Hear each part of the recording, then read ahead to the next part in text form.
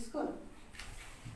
చదవండి ఒకసారి. నీ పిల్లలందరూ యెహోవా చేత ఉపదేశం నొందుదురు. ఏమంటారు? నీ పిల్లలందరూ యెహోవా చేత ఉపదేశమును పొందుతారు. ప్రియమైన దేవుని బిడ్డలారా, ఈ వాగ్దానం చూసినప్పుడు షాక్ తిన్నాను నేను.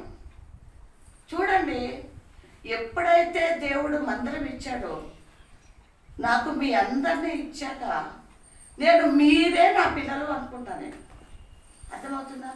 నేను ఇక్కడ లోక సంబంధమైన మరి భార్యాభర్త కలయికతో పుట్టిన బిడ్డలు కంటే మీరే నాకు ఆత్మీయ పిల్లలు, మా పిల్లలు అని చెప్తాను.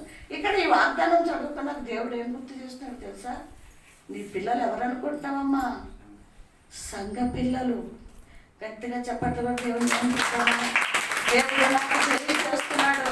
ఈ వాగ్దానం ఏంటనుకుంటున్నావు? ఉపదేశం ఎవరికి ఇస్తాడంట? నీ సంఘ బిడ్డలకి నేను ఉపదేశము ఇస్తాను.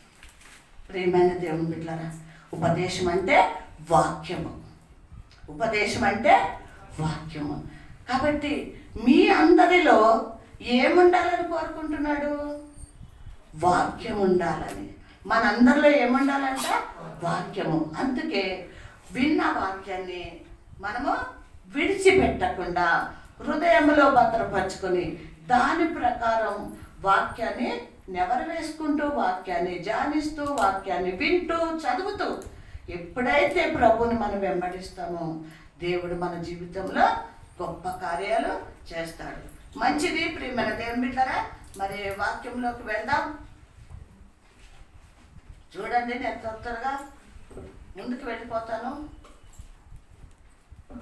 లూకాసు వార్త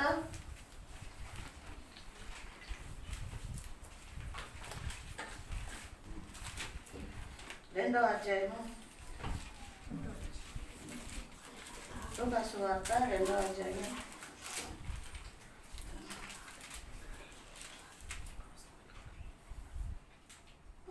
10వ వచనం నుంచి 10-11 చదువు. అయితే ఆ దూత భయపడకుడి, ఇదిగో ప్రజలందరికీ కలగబోవు మహా సంతోషకరమైన సువర్తమానం. చాలండి, అందరము తలలు వంచి చిన్న ప్రార్థన చేసుకుందాం. దయగల తండ్రి, ప్రేమగల యేసయ్య, పరిశుద్ధుడా, పరమ తండ్రి, గొప్ప దేవుడు అయ్యా, మంచి దేవుడు అయ్యా. నాయన, మమ్మల్ని రక్షించడానికి రక్షకుడుగా ఈ లోకానికి వచ్చావు ప్రభు. మీకే వందనాలు ప్రభా. ఈ క్రిస్మస్ దినాల్లో ప్రభా, రక్షకుడు ప్రభా నాయన మా హృదయాల్లోనైనా జన్మించాలని, మా హృదయంలో వెలుగును తీసుకురావాలని ఎవరైతే మారు మనసుతో ప్రార్థించి ప్రభువా మీరు పశువుల పాకలో కాదేసయ్యా, నా హృదయంలోకి రండి ప్రభువా, నాయన నన్ను మీ హృదయంలో చేర్చుకోండి ప్రభు అని ఈ కొత్త సంవత్సరంలో ప్రభు, ఈ నూతన సంవత్సరంలో ప్రభు, ఈ నూతన దినములో ప్రభు, ప్రతి బిడ్డ కూడా వాగ్దానం చెప్పినట్టు ప్రభు, ప్రతి ఒక్కరు కూడా ఈ వాగ్దానం యేసు నామములో ప్రభు మా సంఘంలోనైనా జరిగించండి ప్రభు. మా సంఘంలోనైనా నెరవేర్చండి యేసు నామములో ప్రభు. దేవా మీకు వందనాలు. నాకు ఇచ్చిన ఈ బిడ్డలందరూ కూడా యేసయ్యా మీ స్తోత్రం. వాగ్దానం చేతబట్టి నూతనంగా నాయన అయ్యా మీ స్తోత్రం. జీవించటంలో, మాట్లాడటంలో, నడవటంలో, ప్రవర్తించటంలో, ప్రేమించటంలో, క్షమించటంలో, ఆదరించటంలో, ఆదుకుంటంలో ప్రభా ప్రతిదీ క్రీస్తు యేసు కలిగిన మనసు మా అందరికీ దయచేయండి. మేము సిద్ధపడి మీ రాజ్యము చేరుకున్నటకు మీ కృప మా అందరికి దయచేయమని యేసు నామములో ప్రార్థించి అడిగి వేడుకొంచున్నాం తండ్రి. ఆమేన్. హల్లెలూయా, హల్లెలూయా. ఏమన్నాడండి? మరొకసారి రిపీట్ చేయండి. అయితే ఆ దూత భయపడకుడి, ఇదిగో ప్రజలందరికీ కలగబోవు మహా సంతోషకరమైన సువర్తమానం. చాలండి. ప్రియమైన దేవుని బిడ్డలారా, ఏం చెప్తున్నాడు దేవదూత వచ్చి? గాబ్రియేలు దూత ప్రజలు అందరికీ కలగబోవు మహా సంతోషకరమైన సువర్తమానం. ప్రజలందరికీ కలగబోయే సువర్తమానం మీకు నేను తెలియజేయాలి. తెలియజేస్తున్నాను. దావీదు పట్టణమందు నేడు రక్షకుడు మీ కొరకు పుట్టి ఉన్నాడు. చాలండి. ప్రియమైన దేవుని బిడ్డలారా, మీరు భయపడకండి అన్నాడు. ఎందుకు భయపడొద్దు అన్నాడు చెప్పండి? మనం భయపడ్డామా, సంతోషంగా ఉన్నామా? రక్షకుడు రాకముందు భయముతో ఉన్నామా, సంతోషంగా ఉన్నామా? చీకట్లో ఉన్నామా, వెలుగులో ఉన్నామా? ఒకటి చీకటి జీవితం, రెండోది భయము. ఏంటి భయము? ఎందుకు భయము అంటే, చీకట్లో పాపం చేస్తూ వాళ్ళు చూస్తున్నారా, వీళ్ళు చూస్తున్నారా, వాళ్ళు వింటున్నారా, వీళ్ళు వింటున్నారా అని గుండెల్లో ఏంటి? భయము. భయము. చేసిన పాపము దాన్ని ఎలా దాచుకోవాలి, ఎలా కప్పెట్టుకోవాలి, దీన్ని ఏం చేయాలి అన్న భయం అండి. అప్పుడు దేవుడు లేడు, ఈ రక్షకుడు ఇంకా రాలేదు. కాబట్టి మనం ఎవరికి భయపడేవాళ్ళము? ఎవరికండి? చీకటికి. చీకటికి భయపడేవాడు ఎవరన్నా చూస్తున్నారేమో. అందుకే ప్రభు ఈ రక్షకుడు ఎప్పుడైతే ఈ లోకంలో జన్మించాడో నీ కోసం, నా కోసము ఏం చెప్పాడండి? భయపడకుడి, ఇదిగో ప్రజలందరికీ కలగబోయే మహా సంతోషకరమైన సువర్తమానం. ప్రజలందరికీ కూడా మంచి సువర్తమానం నేను తీసుకొచ్చాను. ఏంటయ్యా సువర్తమానం? భయపడద్దనం ఏంటి? దావీదు పట్టణములో మీ కొరకు రక్షకుడు. చూసారా? ఇప్పుడు ఆ రక్షకుడు లేక, మనకెవరు కాపుదల లేక, భద్రపరిచేవాళ్ళు లేక, మనల్ని ఆదుకునేవాళ్ళు లేక, మనల్ని పాపం నుంచి విడిపించేవాళ్ళు లేక మనం భయపడుతూ ఉన్నాం. అందుకే ఇక్కడ అంటున్నాడు, మీరు భయపడకండి. ఎందుకు? దావీదు పట్టణంలో మీ కొరకు. ఎవరి కొరకండి? ఎవరి కొరకు? మీ కొరకు రక్షకుడు పుట్టి ఉన్నాడు. ప్రియమైన దేవుని బిడ్డలారా, ఆ రక్షకుడు ఆ పశువుల పాకలో పుట్టవలసిన పని వల్ల ఉందా? ఎక్కడ పుట్టాడు? పశువుల పాక అంటే దానికంటే దరిద్రమైనది ఏది లేదు. ఏమన్నా అవునా కదా?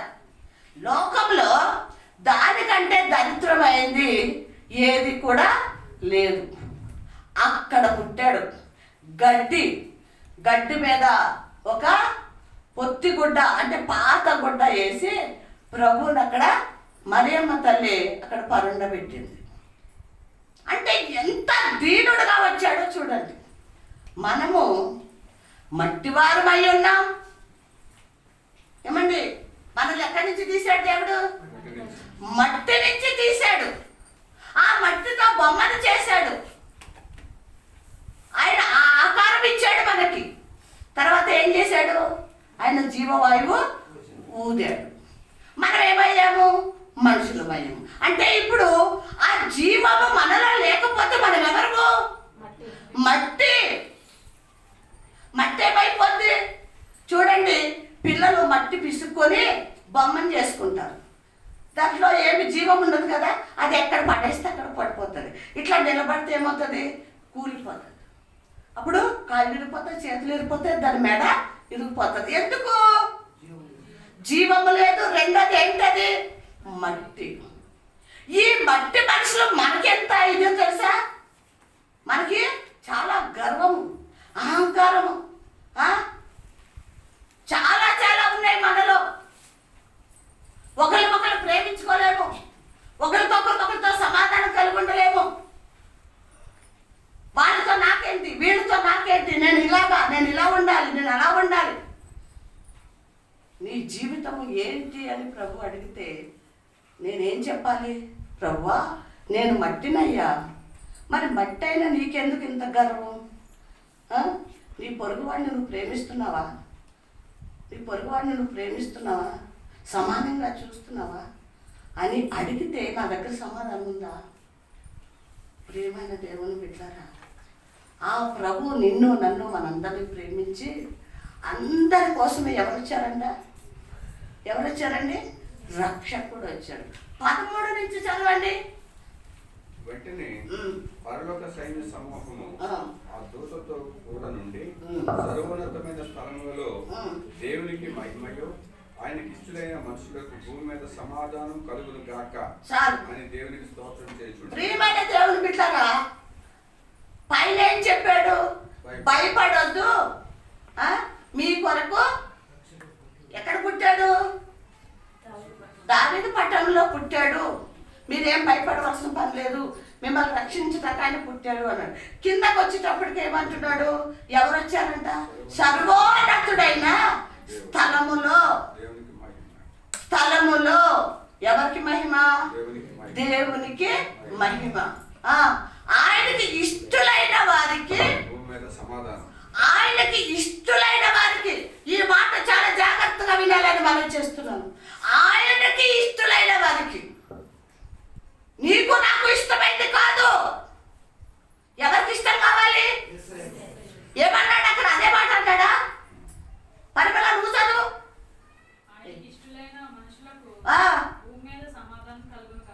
ఎప్పుడు సమాధానం కలగాలి అంటే మనం ఎవరికి ఇష్టంగా ఉండాలి? ఏమండి? ఆయనకి ఇష్టలైన వాళ్ళకి సమాధానం భూమి మీద, ఆయనకి ఇష్టలైన వాళ్ళకి సమాధానం భూమి మీద అన్నాడు. మరి ఆయనకి ఇష్టంగా ఉన్నామా? ఈ ప్రశ్న మనందరికీ నీ భక్తిని బట్టి, నీ మాటను బట్టి, నీ క్రియను బట్టి, నీ నడవడిని బట్టి, నీ ప్రవర్తన బట్టి ఆయన ఇష్టపడుతున్నాడా? ఆయన ఇష్టపడుతున్నాడా? చెప్పండి. ఇష్టపడే విధంగా మన జీవితాలు ఉన్నాయా? మన ఆత్మీయత ఉందా? మన నడవడి ప్రవర్తన ఉందా? ఇష్టలుగా ఉన్నామా? ఇష్టలుగా ఉన్నామా? ఆయనకి ఇష్టలుగా మనం లేము. మనం ఆయనకి ఏం చెప్తున్నామో తెలుసా? నేను ఇలాగే ఉంటానయ్యా, నా లైఫ్ స్టైల్ ఇదే, నేను ఇలాగే ఉంటాను, నువ్వు ఇష్టపడితే ఇష్టపడు, లేకపోతే లేదు అని చెప్పే వారంగా ఉన్నాం మనం. హల్లెలూయా. ఉన్నావా లేదా? అలాగా పైకి అంటలేదు, కానీ మన అంతరంగంలో మనకున్న గర్వము, అహంకారము దేవునికి ఇష్టలుగా ఉండాలని జీవించట్లేదు. కానీ నేను ఇలా ఉంటాను, నీకు ఇష్టమైతే రా దిగి, నీకు ఇష్టమైతే తీసుకెళ్ళు, నేను ఇలాగే జీవిస్తాను, నేను ఇలాగే మాట్లాడతాను, నేను ఇలాగే బ్రతుకుతాను, నేను ఇలాగే వస్తాను చర్చికి. ఎప్పుడు టైంకి వచ్చామండి చర్చికి? టైమింగ్స్ ఏంటి చర్చివి? చర్చివి టైమింగ్స్ ఏంటి? నేను అడుగుతున్నా మిమ్మల్ని. అసలు మనం స్టార్టింగ్ లో పెట్టింది 10:30. అక్కడ క్యాలెండర్లో ఎప్పుడు ప్రింట్ అవుతుంది అది. సరే 10:30కి రాలేకపోతున్నారు, పిల్లలు తయారు చేసుకోవాలి, టిఫిన్ ఏదో వంటది. 11 తర్వాత క్రమంగా 11 గంటలకు వచ్చారు కొంతకాలం, తర్వాత 11:30. ఇప్పుడు అంటే నువ్వేం కోరుతున్నావు? దేవుడి దగ్గర ఏం చెప్తున్నావు నువ్వు? నేను ఆ టైంకి రానయ్యా, నువ్వు చెప్పావు ఆయన టైంకి రమ్మని, కానీ నేను రాను. నేను బోల్డ్ పనులు ఉన్నాయి లోకంలో, నాకు బోల్డ్ పనులు అన్నీ చేసుకుని ఖాళీ అయినప్పుడు వస్తా. ఇదండి మన ఆలోచనలు, మన బ్రతుకులు. జాగ్రత్త బిడ్డలారా, ఇప్పుడైనా మార్చుకుందాం. ఈ రోజు నుంచి నీ పని పక్కన పడాయి, లేదా పొద్దుకెళ్ళేసి తొందరగా చేసుకో, రా ప్రభు దగ్గరికి. అప్పుడు నువ్వు దేవుడికి ఇష్టడుగా ఉంటావు, లేకపోతే ఉండవని వాక్యం చెప్తుంది. ప్రియమైన దేవుడి బిడ్డ ఏమంటున్నాడు? ఆయనకి ఇష్టలైన వాళ్ళకి భూమి మీద సమాధానం ఇస్తాడు, లేకపోతే సమాధానం ఇవ్వడు. కుటుంబంలో సమాధానం ఉండదు, ఆనందం ఉండదు, ఎప్పుడు గొడవలే, భార్య భర్తలకి ఎప్పుడు కన్నీళ్ళే, కరువు, కాటకమే, రోగాలే, రొచ్చులే, ఇవన్నీ ఉంటాయి.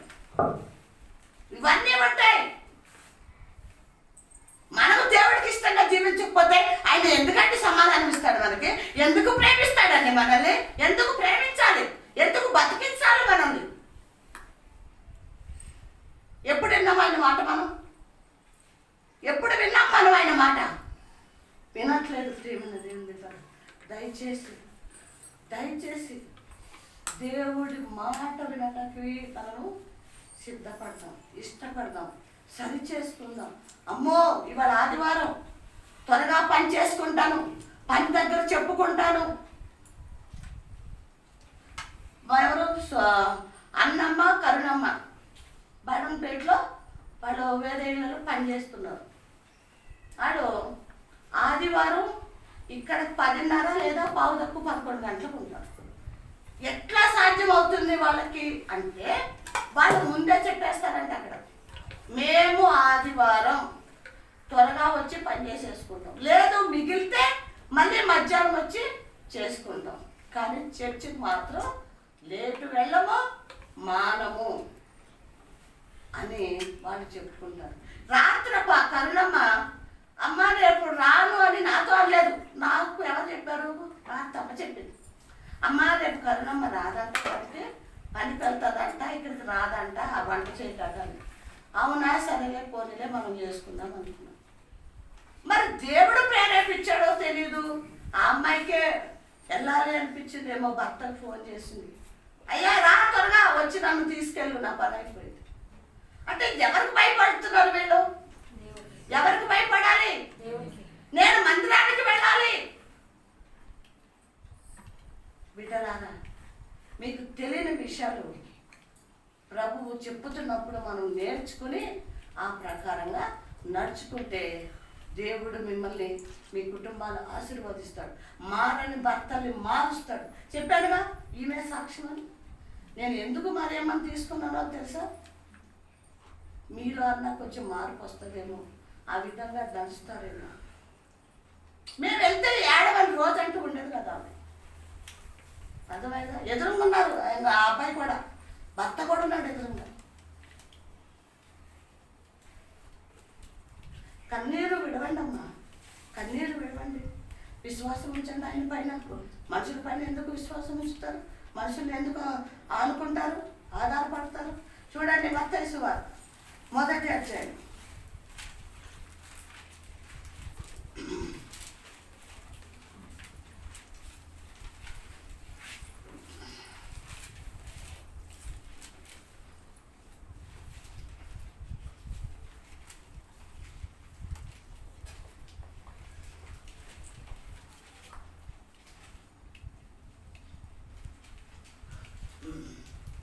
మత్తయి సువార్త 1వ అధ్యాయము 21 నుంచి చదవండి. ఆమె ఒక కుమారుని కనెను, తన ప్రజలను వారి పాపముల నుండి ఆయనే రక్షించెను. చాలండి, చాలండి. ప్రియమైన దేవుని బిడ్డలారా, ఆమె ఒక కుమారుని కనెను. ఆమె ఎవరండి? ఆమె అంటే మరియమ్మ. ఆమె ఎవరిని కన్నదంట? కుమారుని కనెను. చదవండి. ఆ కుమారుడు ఆయన ప్రజలను, తన ప్రజలను పాపము నుంచి, వారు ఎవరి పాపములు? ఆయన బిడ్డలైన వాళ్ళ పాపములను ఆయనే రక్షించాను. హల్లెలూయా. యేసయ్య పుట్టాడు. ఎందుకు పుట్టాడు అంటే ఆయన ప్రజలు.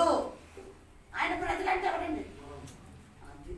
కదండి, మన కోసమే కదా పుట్టాడు. ఆయన ప్రజల్ని రక్షించుకుంటా వచ్చాడంట. ఆయన ప్రజల్ని రక్షించుకుంటాక పుట్టాడంట. చూసారా ఎంత గొప్ప దేవుడు. ఆ ప్రజలెవరు?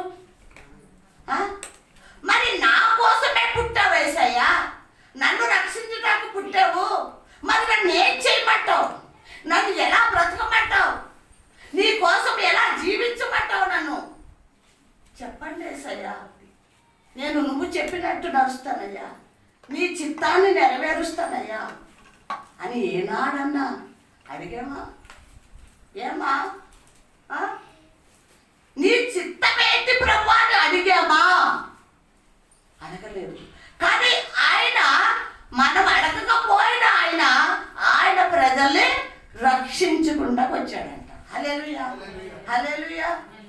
ఆయన ప్రజలమైన మనల్ని రక్షించుకుంటాకు వచ్చాడు.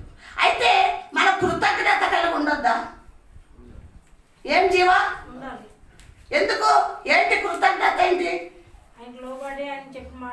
ఏం చేశాడు? ప్రాణం పెట్టాడు, రక్తాన్ని చిందించాడు. నీ పాపము నా పాపం విడిపించడానికి ఆ పరలోకం నుంచి దిగి వచ్చాడు. మరి చూడండి, పక్క వాళ్ళు ఎవరన్నా మనకి హెల్ప్ చేశారనుకోండి, ఎన్నిసార్లు చెప్తాం? థ్యాంక్స్ బ్రదర్, థ్యాంక్స్ సిస్టర్, నాకు ఆ టైంలో ఆదుకున్నారు, నాకు డబ్బులు ఇచ్చారు, లేకపోతే ఒక పూట అన్నం పెట్టారు, చాలా చాలా మీకు వందనాలండి అని కృతజ్ఞత కలిగి ఉంటామే. మరి నిన్ను పుట్టించి నువ్వు ఇక్కడ నశించిపోతుంటే మళ్ళీ నీకోసం నీ వెనకాలే వచ్చి నీకోసం ప్రాణం పెట్టి రక్తాన్ని చిందించిన ఆయనను జ్ఞాపం చేసుకుంటున్నావా? జ్ఞాపం చేసుకుంటున్నామా మనం? చెప్పండి అమ్మా. ప్రియమైన దేవుని బిడ్డలారా, మనము ఇన్ని సంవత్సరాలు చర్చిలకు వెళ్తున్నాం, పాటలు పాడుతున్నాం, ఆరాధన చేస్తున్నాం, వాక్యం వింటున్నాం, కానీ హృదయంలోకి యేసయ్యని ఏం చేయలేదు? యేసయ్యని ఆహ్వానించలేదు. తర్వాత వాక్యము నీ హృదయంలో లేదు. రాత్రి చదువుకున్న గుర్తున్న ఈ మాట ఏంటి? ఆ మాట రాత్రి చదివింది ఏంటి? ఏమన్నాడు? నేను మీకు బోధిస్తాను, ఉపదేశిస్తాను, కానీ మీరు నా ఉపదేశమును వినరు కాబట్టి నీ తండ్రి అపవాదిగాడు. యోహాను సువార్తలో రాత్ర ఇది చదువుకున్నాం మనం. అంటే వాక్యము నువ్వు వినట్లేదు, నీ హృదయంలోకి వెళ్ళట్లేదంటే యేసయ్య ఏమంటున్నాడంటే, నేనే నీ హృదయంలో ఉంటే నువ్వు నన్ను ప్రేమిస్తే వాక్యం నువ్వేం చేస్తావు? ప్రేమిస్తావు, వింటావు, దాని ప్రకారం జీవించడానికి ప్రయత్నిస్తావు, అడ్డదారిలో వెళ్ళవు. రాత్రి రాజు సాక్ష్యం చెప్తూ అన్నాడు, 2-3 సంఘాలకి వెళ్ళాను, నాకు అక్కడ వాక్యము దొరకలేదు, ఇక్కడ వాక్యము దొరికింది నాకు. హల్లెలూయా. ఇక్కడ వాక్యము, ఆరాధన నాకు దొరికినాయి కాబట్టి నేను ఇక్కడికి రావడానికి ఇష్టపడుతున్నాను. ఇక్కడ యేసయ్య ఉన్నాడు అంటున్నాడు ఆ బిడ్డ. ఎప్పుడు ఎనుగులోకి వస్తామో తెలుసా? దేవుని మాట విన్నప్పుడు, దేవుని మార్గంలో నడిచినప్పుడు, ఆయన ఉపదేశమును మనము విన్నప్పుడు, అప్పుడు దేవుని పాదాల దగ్గరికి మనం వస్తాం. ప్రియమైన దేవుని బిడ్డలారా, మన పాపముల నిమిత్తం ఆయన ఈ లోకానికి వచ్చాడు అని వాక్యం తేటగా తెలియజేస్తున్నాడు. ఇంకా చదవండి. రక్షించను కనుక ఆయనకు యేసు అని పేరు పెట్టవాలని. ఏంటి? ఆయన ప్రజల్ని ఆయన రక్షిస్తున్నాడు కాబట్టి ఆయన పేరేంటి? యేసు. రక్షకుడు, తర్వాత యేసు. రక్షకుడు అంటే ఏంటి? రక్షించేవాడే రక్షకుడు కదా. యేసు అంటే ఎవరు? అభిషక్తుడు, అంటే మన దేవుడు. ఇంకా కిందేమన్నాడు? ఇదిగో కన్యక గర్భవతి అయి కుమారుని కనెను, ఆయనకు ఇమ్మానుయేలు అని పేరు పెట్టాడు. ఏమంటే మళ్ళీ కూడా రిపీట్ చేశాడు అక్కడ. ఆమె గర్భవతి అయి కుమారుని కనెను, ఆయనకి ఇమ్మానుయేలు అని పేరు పెట్టాడు. ఇమ్మానుయేలు అనగా దేవుడు మనకి తోడై, దేవుడు మనకి తోడై ఉన్నాడు. ఎంతమందికి విశ్వాసం ఉంది ఇది? నా తోడుకున్నాడు నా దేవుడు, నా దేవుడు నాకు తోడుగా ఉన్నాడు అని ఎప్పుడైతే మనము విశ్వసిస్తామో, నమ్ముతామో, దాన్ని మనము దాన్ని అనుసరిస్తామో, దేవుడు తప్పకుండా తోడుగానే ఉంటాడు. ఒకసారి నేను అంతా చెప్పాలంటే చాలా టైం అయిపోద్ది, కానీ నా సాక్ష్యం. ఒకసారి ఏమైందంటే, వరంగల్లో ఉన్నాము. దేవుడు వరంగల్ నడిపించాడు కదా నన్ను సేవకి, ఆయన ఉద్యోగాన్ని. వెళ్ళిపోయాము. ఈయన ఎందుకు హైదరాబాద్ రావాలి, పాస్టర్ ఇద్దరం రావాలి. అయితే నాకు హైదరాబాద్ రావటం ఇష్టం లేదు. ఈయనేమో నువ్వు ఒక్కదాన్ని ఉంటావా ఇక్కడ, రా ఇద్దరం వెళ్ళిపోదాం అన్నాడు. లేదు, బెల్లంపల్లి నుంచి నాకు ఒక ఫ్రెండ్ ఉంది, ఆమె వస్తుంది, మా ఇద్దరం కలిసి ప్రేయర్కి వెళ్ళాలి, నేను రాను, నువ్వు వెళ్ళిపో అన్నాను. ఇప్పుడు వరకు ఆయనకు కూడా తిరిగి సంగతి ఇప్పుడు వింటున్నాడు. నువ్వు వెళ్ళు, నేను రాను అంటే సరేలే, ఇంకొక ఆమె ఉంది కదా, ఇంకో సిస్టర్ వస్తుంది కదా, ఆమెకో ఇద్దరు ఉంటారులే అనుకు ఆయన వెళ్ళిపోయాడు. వెళ్ళిపోమన్నాను. కానీ చీకటి అయ్యేటప్పటికి భయం వేస్తుంది కదా. అందులోకి ఆ ఇల్లు ఎటువంటిది అనుకుంటారు, భయంకరమైన దురాత్మలతో ఎదురు బదులు వచ్చి మాట్లాడేవాళ్ళు, ఎదురు బదులు వచ్చి పీకి పట్టుకుని నొక్కేవేయి, అవి చంపేసేవాళ్ళు, మాట్లాడేవాళ్ళు. ఆ ఇంట్లోనే వాళ్ళు పెద్ద గుడి కట్టుకున్నారు, కోమటోడు వాళ్ళు. ఈయన అన్ని చూసుకోకుండా ఇల్లు మాట్లాడేసాడు, అడ్వాన్స్ ఇచ్చేసాడు. హైదరాబాద్ వచ్చి సామాన్ వేసుకుని వెళ్ళిపోయాం. తీరాబా చూస్తే అది దెయ్యాలు ఇల్లు. అయితే నాకు భయం వేస్తుంది. మరి వాస్తవానికి ఆ సిస్టర్ రాదు, కానీ ఈయనకు అబద్ధం చెప్పాను నేను. అంటే హైదరాబాద్ వెళ్ళటం ఇష్టం లేదు నాకు. ఆమె రాదు, ఆమెకు ఫోను చేయలేదు, నేను రమ్మని కూడా చెప్పలేదు. అయితే భయం వేస్తుంది. సాయంత్రం అయిపోయింది, నైట్ అయిపోతుంది. ఎవరు ఇప్పుడు నాకు తోడు? ఎవరుంటారు తోడు? నాకు ఉండవలసిన ఆయన ఈయన లేడు. వస్తుందని అబద్ధం చెప్పిన సిస్టరు లేదు. అప్పుడు ప్రార్థన చేసుకుని, యేసయ్యా నా తండ్రిగా ఇప్పుడు మీరు రండి, నేను మీ ఒడిలో ఆదమర్చి నిద్రపోతా, మధ్యలో కూడా మెలకు రావద్దు, నాకు తెల్లవారి వరకు మీ కౌగిట్లో నన్ను, నీ బిడ్డగా నన్ను నిద్రపుచ్చు తండ్రి అని ప్రభువుని అడిగి పడుకున్నానండి. మీరు నమ్మండి నమ్మకండి, యేసు ప్రభు నామంలో నేను మీకు చెప్తున్నాను. తెల్లారిపోయిందండి. తెల్లారిపోయాక మెలకు వచ్చింది. చూస్తే తెల్లారిపోయింది. దేవునికి మహిమ కలుగుతుంది. అలాగా దేవుడు ఎప్పుడూ తోడుంటున్నాడు నాకు, ఎప్పుడూ తోడుంటున్నాడు. ఇప్పుడు కూడా తోడున్నాడు. ఎందుకో తెలుసా? కాలుకి ఆపరేషన్ అయింది, స్ట్రోక్ వచ్చింది, ఎంతో బలహీనరాలి, ఒట్టి పాత్రని, ఈ పాత్ర పనికిరాదు ఈ పాత్ర. కానీ ప్రభువు సరిచేసి నాకు తోడుండి నన్ను వాడుకుంటున్నాడు. ఇక్కడ ఇమ్మానుయేలు అనే పేరుకి ఏంటంట, దేవుడు నీకు తోడై ఉన్నాడు. విశ్వసిద్దాం. దేవుడిని మనం ఏమని పిలవాలి? అయ్యా నేను నీపైనే ఆధారపడతాను, ఆదుకుంటున్నాను, కాబట్టి నాకు తోడుగా మీరు ఉండండి అని మనం అడిగే వారంగా ఉండాలి. 2వ అధ్యాయం మత్తయి సువార్త 2వ అధ్యాయం 2వ లైన్ నుంచి చదువుతారు. 2వ లైన్ నుంచి, యూదుల రాజుగా పుట్టినవాడు ఎక్కడ ఉన్నాడు? తూర్పు దిక్కున మేము ఆయన నక్షత్రం చూసి ఆయన పూజింపవచ్చితమని చెప్పారు.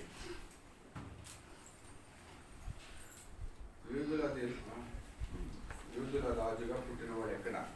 చూడండి, ఈ ముగ్గురు జ్ఞానులు ఏదో దేశం, ఏ దేశం అంటే తూర్పు దేశం. ఎన్ని కిలోమీటర్లు ఉంటుంది?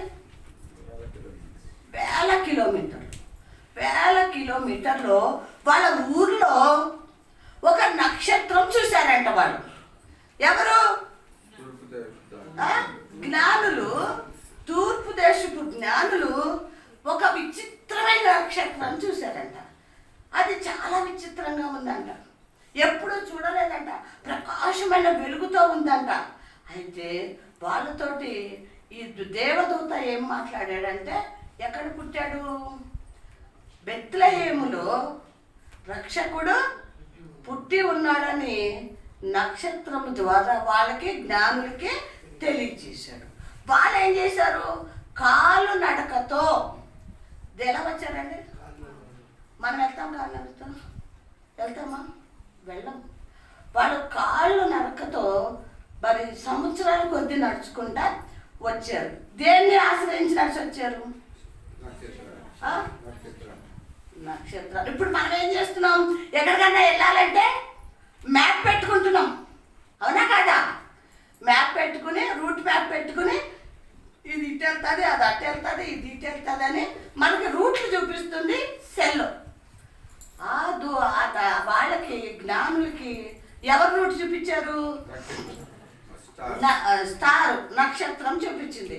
దాన్ని చూసుకుంటా బయలుదేరాడు. ఏం చూసుకుంటా? పగలంతా ప్రయాణం చేసేవారు, నక్షత్రాన్ని చూసుకుంటూ నడిచేవారు. పగలు ఏం చేసేవారు? ఆగిపోయేవారు ఎక్కడో చోట. ఎందుకు ఆగిపోయారు? ఆ? ఏమండి? ఏమవదు? అబ్బా మీకు కనపడుతుందా? పగలు పడదు, రాత్రి అయితే కరెక్ట్గా చూపిస్తుంది, దారి మంచిగా దొరుకుతుంది. పగలు నేను చేయలేను ఆ పని, పోలేను. అందుకని ఆడ నిద్ర వేస్తే రాత్రి అవుతుంది, చక్కగా వెళ్తా ఏ స్థలానికో చక్కగా పోతాయి. ఎన్ని అయితే నా వల్ల కాదని ఆడ పండుకున్నా. ప్రియమైన దేవుని బిడ్డలారా, ఇక్కడ ఆ ముగ్గురు జ్ఞానులకి దేవుడిచ్చిన ఆలోచన ఏంటంటే, రాత్రంతా ఆ నక్షత్రాన్ని వెంబడించండి, ప్రయాణం చేయండి, పగలంతా ఏం చేయండి, రెస్ట్ తీసుకోండి అని. మరి కొంతకాలం వాళ్ళు ప్రయాణం చేసి వెళ్ళారు. ఎన్ని సంవత్సరాలు?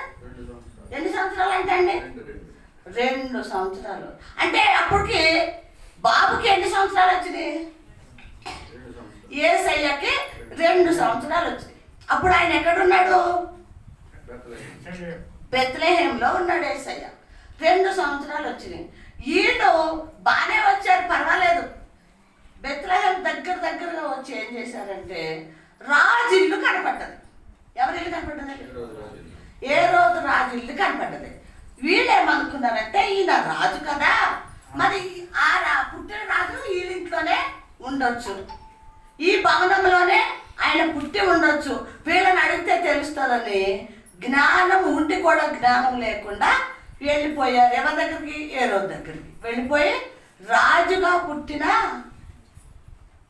ఏమన్నాడండి అక్కడ?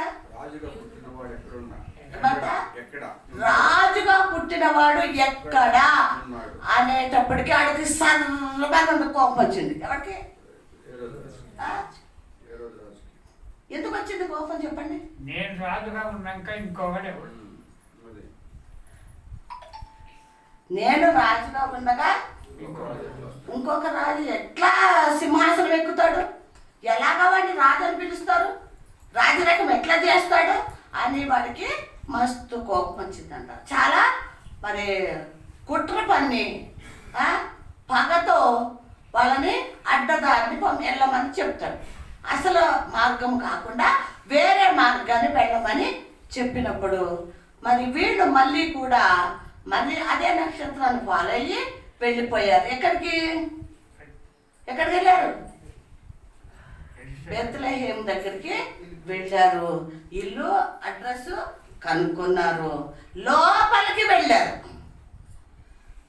మరియమ్మని ఎంతమంది పూజ చేస్తారు?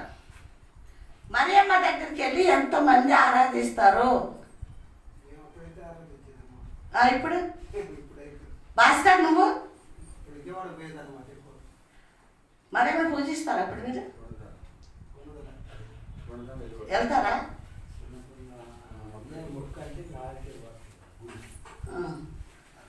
అదే ఎందుకు అడిగానంటే, నీకు తెలియక వెళ్తున్నావు అని చెప్పుదామనే ఈరోజు మరి దేవుడు ఎందుకో తీసుకొచ్చాడేమో.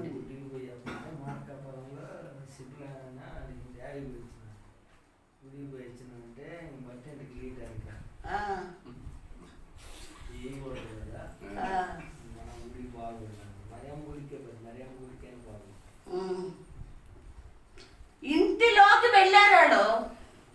ఇంటిలోకి వెళ్ళినప్పుడు ఎవరెవరున్నారంట? మరియమ్మ, బాలుడు, యేసేపు. ఈయన ముగ్గురు ఉన్నారు. మరి బాలుడు చిన్న పిల్లోడు, 2 సంవత్సరాల పిల్లోడు. ఎవరికి మొక్కాలి? మనమైతే ఏం చేస్తాం? పెద్దోళ్ళు మరియమ్మ తల్లి యేసయ్యను కన్నది అని గబగబా తల్లికి మొక్కుతాం, యేసేపు కూడా మొక్కుతాం, భార్య భర్తలు కాబట్టి.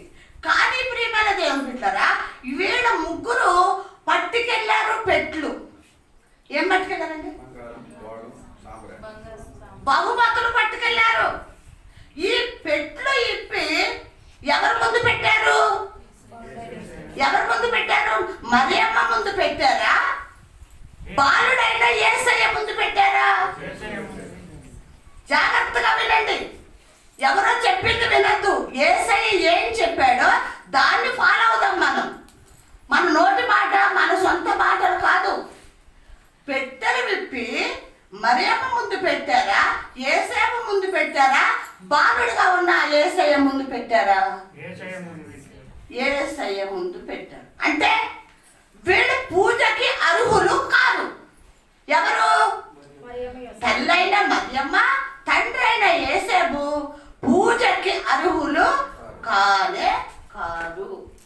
ఎందుకమ్మా? మరి తల్లి కదా, తల్లి అయితే బతుకు. ఈ లోకంలోకి తీసుకురావటానికి ఆమె గర్భాన్ని ఉపయోగించిందే కానీ దేవునికి ఈమె దేవుడయి కనలేదు ఆయనని. ఈమె మనిషే, మనలాగా మానవురాలే ఆమె. దేవుడు మాత్రము కాదు. కాకపోతే పరిశుద్ధురాలు, నీతిమంతురాలు, దేవుని యందు భయభక్తులు కలిగిన ఆమె. పెట్టెలు విప్పారంట. ఏమేమి విప్పారంట? ఏమున్నాయి పెట్టెలో? బంగారం, సాంబ్రాణి, బోళము. ఈ మూడు ఉన్నాయి. ఈ మూడిట్లకి మీకు ఏమన్నా తెలుసా? ఎందుకు తెచ్చారు ఈ మూడు? వాళ్ళు అంత దూరం నుంచి ఈ మూడే ఎందుకు తెచ్చారు? బంగారం రాజుకి గుర్తు. బంగారం రాజుకి సూచన. అంటే బంగారము అర్పించడానికి రాజుకు మాత్రమే అర్హత ఉంది. మనలాంటి మనిషికి అర్హత లేదు. కాబట్టి ఆయన రాజు. ఎవరండి ఆయన? రాజు. ఆయన రాజు కాబట్టి బంగారం తీసుకొచ్చి ఆయన్ని అక్కడ పూజిస్తున్నారు. ఇక రెండోది ఏంటది? సాంబ్రాణి. సాంబ్రాణి. సాంబ్రాణి దేనికి సూచన అంటే ధూపానికి, మంచి వాసనకి సాంబ్రాణి సూచన. అంటే ఈ రాజుకి బంగారం ఇచ్చి ఆరాధన చేసి ఈ ధూపము వెయ్యి. ఏంటి? ఏ ధూపము? సాంబ్రాణి. సాంబ్రాణి అనే ధూపము ఈ రాజుకి వెయ్యి. ఏ రాజు అయినా?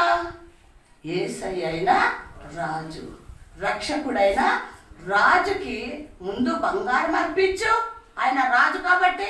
రెండోది ఆరాధన, ధూపము, సాంబ్రాణి. ఇక మూడోది ఏంటది?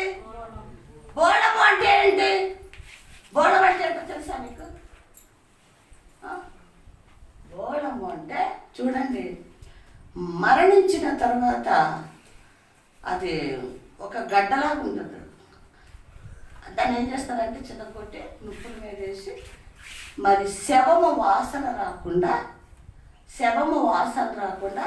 బోళము వేస్తారు శవం మీద. అంటే ఇది దేనికి సూచన అంటే రాజుగా వచ్చాడు, మనల్ని రక్షించి మన కోసం ప్రాణం పెట్టి మళ్ళీ తిరిగి ఆయన ఆ శిలువలో మరణించి సమాధిలో 3 రోజులు ఉండాలి. కాబట్టి శవం మీద ఏమేశారంట? బోళం వెయ్యాలి. కాబట్టి వీళ్ళకు ముందే తెలుసు కాబట్టి ఆ బోళం కూడా తీసుకుని వచ్చినట్టు మనం చూస్తున్నాం. ఈ రాజు బట్టి ఆ మూడిట్లు బట్టి సంతోషించాడా లేదా? సంతోషించాడు. నువ్వు బంగారం, వెండి, లేకపోతే ఆస్తులు, అంతస్తులు, మేడలు, లేకపోతే కానుకలు ఇవ్విస్తే సంతోషించడు. ఆయనకి ఏది ఇష్టమో మనం తెలుసుకొని ఆయన దగ్గరికి పట్టుకెళ్ళాలి. ఆయనకి ఎలా ప్రార్థించాలో నేర్చుకుని ప్రార్థన చేయాలి, ఎలా ఆరాధించాలో తెలుసుకుని ఆరాధించాలి. అంతేకాని నాకు ఇష్టం వచ్చినట్టు నేను ఉంటానని అంటాక వీల్లేదు. దేవదూతలు వచ్చి ఏమన్నారు? సర్వోన్నతుడైన దేవునికి మహిమ, ఇష్టలైన వారికి భూమి మీద సమాధానము. ఆయన మహిమ గల దేవుడు. నిన్ను నన్ను ఇష్టపడితే మనకి భూమి మీద ఏమొస్తుందంట? సమాధానం. మా అత్తమ్మ మరేమా ఒక్క మాట అడుగుతాను, ఏంటది? ఓపెన్గా చెప్పు. ఇప్పుడు నువ్వు సంతోషంగా ఉన్నావా?